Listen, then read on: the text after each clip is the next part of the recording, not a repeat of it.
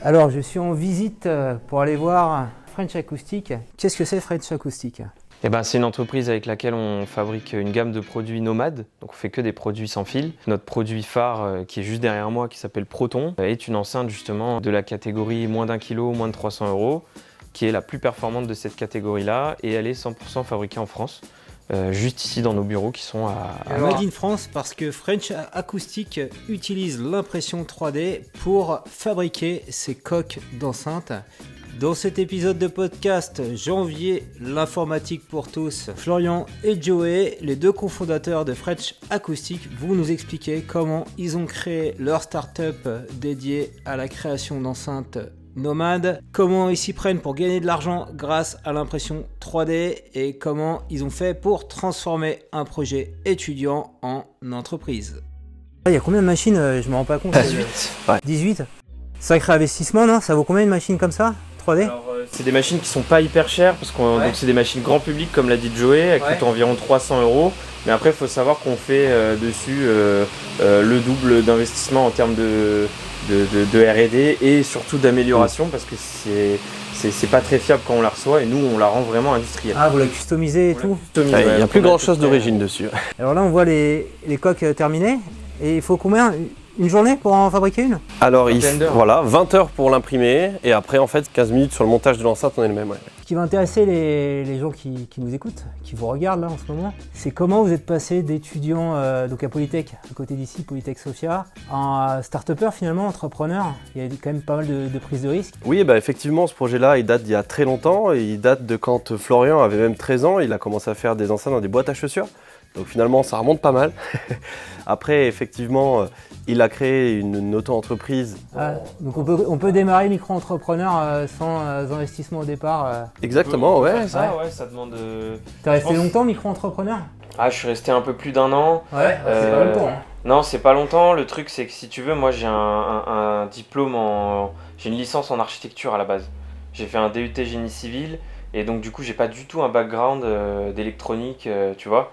Et en fait si tu veux j'ai monté cette startup parce que j'étais passionné de l'audio. Je me suis vite rendu compte que quand t'es tout seul, ça marche pas trop, il y a beaucoup de portes qui te sont fermées parce que en fait la réalité c'est que quand t'es tout seul, t'as 80% de chances d'échouer au bout de 3 ans.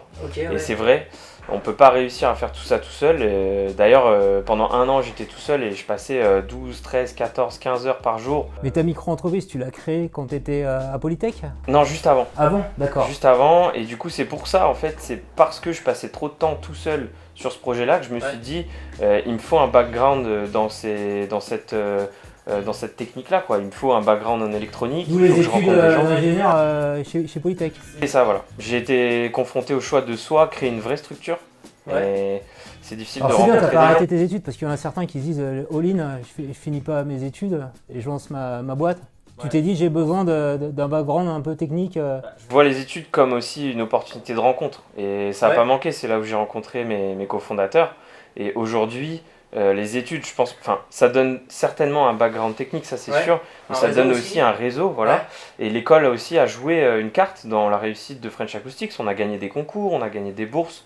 Le projet, il a fait partie de projets d'école à la base. Donc le projet existait avant que tu arrives à Polytech, tu l'as structuré avec tes deux cofondateurs. En fait, ouais, c'est ça, on l'a repris ensemble en cours. Ouais. Alors de base, c'était pour de la praticité, on s'est dit super, on va reprendre ce projet-là pour faire un dossier, ça va être plus facile. Puis finalement, on est tous un peu tombés amoureux du projet enceinte. Ouais. Et en fait, on a construit petit à petit des vrais prototypes qu'on a ramenés à l'école, qu'on a confrontés en fait aux personnes qui étaient avec nous. Donc on était un petit peu les ovnis avec des enceintes, un petit peu comme on n'a jamais vu.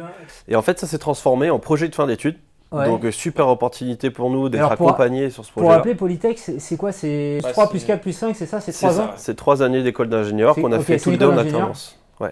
Qui est ouverte à tout le monde, c'est pas comme il n'y a pas de frais d'entrée exorbitants. Alors non, voilà, exactement. Voilà. Donc c'est ouvert à tout le monde, il faut un bac plus 2 pour entrer. Nous, on a fait tu fais en alternance ? Voilà, c'est ce que j'allais dire. Nous, on a fait une filière en alternance, donc ça nous permettait de garder aussi un pied dans l'entreprise, un pied dans le monde professionnel. Alors, vous bossiez alternant dans French Acoustics ? Non, alors ça s'appelait pas French Acoustics. J'avais juste une micro-entreprise, donc elle avait pas de... c'est une micro-entreprise, c'est en nom propre, hein, donc c'était juste voilà, un statut que j'ai fermé peu de temps après parce que j'ai arrêté de faire mes enceintes. D'ailleurs, t'en as une derrière toi, mais j'ai arrêté de faire mes enceintes comme ça. Ah ouais, celle-là. Voilà, c'est l'ancêtre, vraiment. Tu vois la bleue qui est juste derrière là-bas. Derrière le carton. Qui n'est pas imprimée en 3D, celle-là. Non, c'est en bois. C'est vraiment du bois, et ça prenait des heures à monter. Donc on a bien progressé depuis. Mais l'alternance, vous les avez fait dans des boîtes à part ou Ouais, carrément, bah ouais. Oui, on avait chacun une entreprise en fait. Ok. Voilà. Donc on était en cours, en alternance, et à côté c'était le projet, perso au début. Ok. Vous n'étiez pas alternant de votre structure? Non. D'accord, ok. Non, on était alternant, Thalès, ST, Damien Schneider, on était C'est bien, comme ça dans des grands groupes. Vous apprenez potentiellement des méthodes de travail. Carrément. Exactement. Ça nous a vraiment inspiré. Alors pas au niveau des méthodes, parce que les méthodes de grandes boîtes sont pas compatibles avec ce qu'on fait, mais au niveau de, j'ai envie de dire, du savoir en fait, parce qu'il y a quand même des mines d'or de savoir dans ces entreprises et on a beaucoup appris. Ouais. Donc à la fin des 3 ans chez Polytech, vous vous dites on se lance avec les entre 3 cofondateurs? C'est ça en fait, c'est la création du statut et de l'entreprise en tant que telle.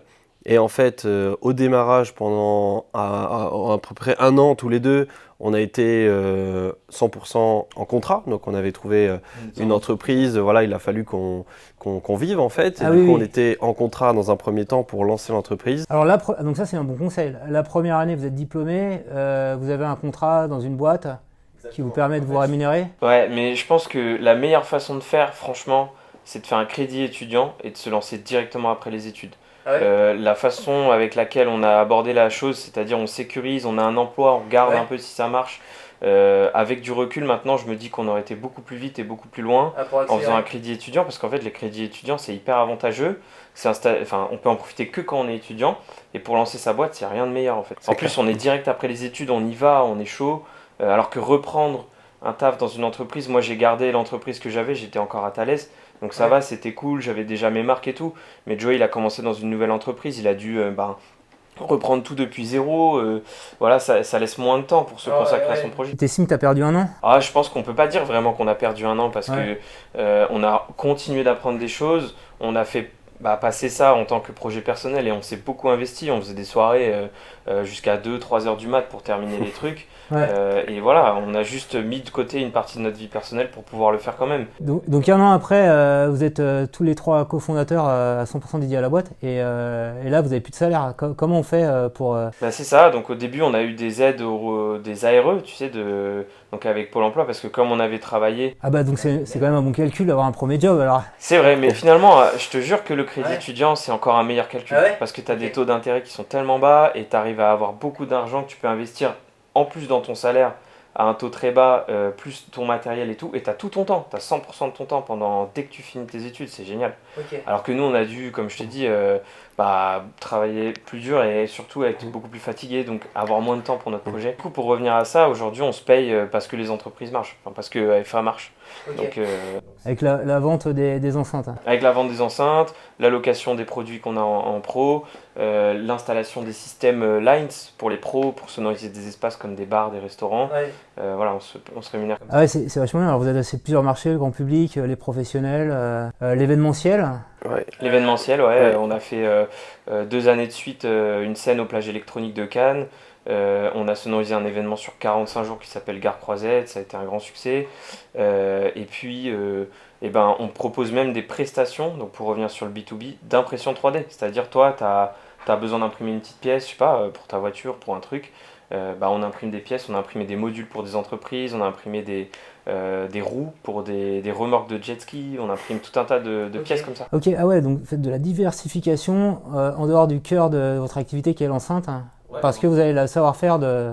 Exactement, on a acquis un super savoir-faire dans l'impression 3D, que ce soit grand volume ou petite pièce. Et en fait, on propose ces services-là lorsque notre parc est moins utilisé. Donc, pour continuer de rentabiliser ces machines, en fait, on propose ces services-là à des entreprises qui peuvent avoir besoin, ou des particuliers même, qui peuvent avoir besoin de pièces imprimées en 3D. C'est toujours une très bonne solution. Et sur le site internet French Acoustic, ou il y a une autre porte d'entrée? Il faut nous contacter pour ça. C'est vrai qu'on ne le met pas beaucoup en avant parce qu'aujourd'hui, le parc il est beaucoup exploité. Mais pour les gens qui ont des projets d'impression 3D, On est vraiment ouvert à ça. Il y a ma petite machine sur mon bureau, il y a d'autres machines qui sont là-bas à très grand volume. On est assez flexible en fait, on est très réactif aussi. Ouais, moi, j'ai jamais vu ça, une boîte comme la vôtre qui a décidé d'avoir une utilisation des imprimantes 3D en mode industriel pour fabriquer ses produits. Je sais pas si ça existe. Alors effectivement, c'est le premier produit audio sur le marché imprimé en 3D, si ce n'est un des premiers produits vendus tout court, hein, parce que personnellement, j'en ai jamais vu encore sur le marché. On a fait ce choix-là pour plusieurs raisons. Déjà, ça nous a permis d'avoir un investissement moindre à l'entrée, donc d'avoir pas besoin d'investir des centaines de milliers d'euros en fait dans des machines ou dans des moules pour les enceintes. Et surtout, ça permet de fabriquer cette forme qui est assez atypique, qui vous permet tout ce que j'ai déjà cité tout à l'heure. Et en fait, l'impression 3D, il faut savoir que c'est aussi très économe, que ce soit en matière ou en énergie. Alors toi Florian, toi Joey, tu pourrais peut-être donner un conseil, on va démarrer par Florian. Quelqu'un qui veut se lancer dans un business d'impression 3D, alors pas forcément sur les enceintes, j'en sais rien, des coques de téléphone, j'en sais rien. Qu'est-ce qu'il doit faire, à quoi il doit penser pour notamment être rentable et pour vendre, parce que c'est finalement ce que je comprends, c'est que vous êtes rentable et vous arrivez à vendre des quantités intéressantes pour vous payer et payer les 3 autres personnes qui travaillent pour vous. Ouais, carrément. Bah, moi, ce que je préconise comme conseil, c'est de jamais arrêter de vendre déjà. Il faut toujours facturer ses prestations. Quand on travaille, tout travail mérite salaire, c'est une phrase qui porte bien son nom, et du coup on doit faire une prestation pour quelque chose en échange, même si c'est pas grand chose, mais au moins ça donne de la valeur à ce qu'on fait. Le deuxième conseil que je pourrais donner, c'est finalement peu importe l'imprimante qu'on choisit, ce qui va compter c'est la manière avec laquelle on va être capable de la paramétrer. Il n'y a pas de bonnes ou de mauvaises imprimantes, il y a juste des bons et mauvais makers en vrai. Et je pense qu'avec même l'imprimante la plus pourrie, on peut réussir à faire un produit qui se vend. Nous, on est quand même parti avec des Ender 3 qui sont l'imprimante de base à 200 euros et on est arrivé à des produits vendables avec 200 euros d'imprimante. Donc pour ça. On peut démarrer avec une seule imprimante 3D ? On peut, ouais. Alors tout dépend de la clientèle qu'on a, mais c'est sûr que si on veut fonctionner avec une clientèle qui est fidèle et qui du coup va revenir et puis en plus qui va faire pas mal de bouche à oreille. Il faut avoir un petit parc, je pense qu'il faut avoir des imprimantes grand volume aussi parce qu'aujourd'hui c'est ça qui est demandé, des imprimantes grand volume. Mais ce qui va compter c'est la réactivité qu'on va avoir. Le client il reviendra toujours si même le week-end j'imprime sa pièce, voilà, je lui envoie ses pièces rapidement. Ce que tu disais tout à l'heure c'est 2-3 jours de réactivité ? Pas plus. Bah, nous on est sur un produit qui est disponible en ligne, qui est un produit tech complexe. Sur de la prestation d'impression 3D pure, on fonctionne vraiment en temps machine, c'est-à-dire votre pièce elle met un jour à imprimer, venez dans un jour vous l'avez, c'est instantané. Par contre sur des produits où il y a besoin de montage, où il y a besoin de voilà, ça c'est différent, mais je pense qu'il faut rester sous la barre des 5 jours parce que c'est vraiment la barrière psychologique qui fait que les gens achètent ou pas. D'accord, et toi Joey peut-être sur la rentabilité ? Oui, alors sur la rentabilité, en fait, il faut bien prendre en compte tout ce qu'on va mettre autour de notre prestation. Donc en fait, il va y avoir l'allocation de locaux, par exemple. Est-ce qu'on a vraiment besoin d'espace ou peu d'espace? Se renseigner en fait autour de son réseau. Il y a beaucoup d'aides en fait qui existent en France. Il faut vraiment se renseigner sur tout ce qui va être les bourses, les crédits, voilà. Donc il faut se renseigner vraiment sur tous ces systèmes-là. En France, on est beaucoup aidé sur l'aspect finance en fait d'une entreprise. Il faut en profiter, il faut se faire un réseau, il faut rentrer pourquoi pas dans un incubateur, dans une pépinière de start-up pour pouvoir justement et rencontrer des gens et avoir des tarifs avantageux sur par exemple la location de locaux comme ceci. Donc c'est quand même un gros avantage qu'on peut avoir. Le démarchage, c'est très important, la communication, la mise en avant. Donc ça, c'est vraiment des choses qu'il faut faire. Prendre le temps d'aller voir les gens, de leur expliquer son projet, son produit. Parce qu'on peut toujours faire des très bonnes rencontres, des gens qui peuvent être très intéressés ou connaître quelqu'un qui est très intéressé. Il ne faut pas négliger le réseau en fait et tout ce qu'on peut créer autour de soi en termes de communication. D'accord, et Florian, peut-être, on en parlait tout à l'heure, l'histoire d'avoir un multiple de 3 par rapport au coût de fabrication et au prix de vente. Ça, c'est un impératif industriel quand on se lance dans de la fabrication de produits. Si quand je vends mon produit, alors je parle hors taxe, parce qu'en France on a la TVA qui prend 20% au passage, mais hors taxe, il faut faire un x3. Si on n'arrive pas à faire un x3, c'est un échec industriel, ça veut dire qu'on n'arrivera pas à financer son BFR, donc besoin de fonds de roulement, c'est-à-dire tout ce qu'il faut pour payer l'entreprise. On n'arrivera pas à se financer soi-même. et on n'arrivera pas à reproduire ce cycle de j'achète des matériaux, je construis, je vends, j'achète des matériaux, je construis, je vends, qui est finançable par les banques que si on est rentable. Donc il faut faire attention à ça. Notre rentabilité, elle est scrutée dans les moindres détails quand on va voir la banque pour un prêt. Si on n'est pas rentable, pas de prêt. C'est aussi simple que ça. Donc après, on a des organismes à côté qui sont la BPI. Ici, on est dans le sud-est, donc on a par exemple l'incubateur PACA Est. On a aussi l'UCA qui a une fondation et qui est très propice envers l'entrepreneuriat. Mais il faut se méfier de tous ces organismes-là qui aident. Donc c'est très bien, ça aide. Mais il faut bien se mettre dans la tête qu'une fois qu'ils sont plus là, c'est-à-dire au bout de 3-4 ans, eh ben, on est livré à soi-même et il faut être rentable. Parce que sinon, c'est l'échec. Alors c'est quoi qu'on peut vous souhaiter pour la suite c'est de grossir. C'est quoi votre vision à long terme? En fait, ça va être à long terme, c'est vraiment se développer sur la distribution. Aujourd'hui, on est en train d'en mettre de plus en plus dans certains magasins, que ce soit les boutiques SFR de notre région, les boutiques spécialisées de sonvideo.com et bientôt d'autres. En fait, l'objectif, nous, c'est de distribuer nos produits maintenant un peu partout dans l'Hexagone. Et en fait, sur la gamme B2C que vous voyez là, mais aussi sur la gamme B2B, on est en train d'en installer petit à petit.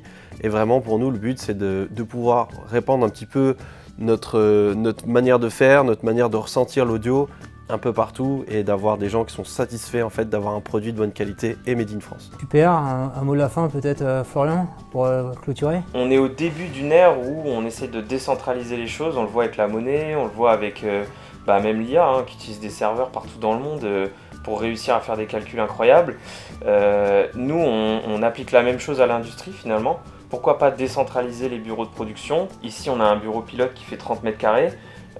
Mais demain, nous, et je pense qu'on peut nous le souhaiter aussi, c'est d'avoir un bureau le même que celui-là, mais à Paris, le même à New York, à San Francisco et en Chine. Et en fait, produire à l'échelle locale, là où il y a de la demande, pour que les gens puissent fonctionner vraiment en circuit court.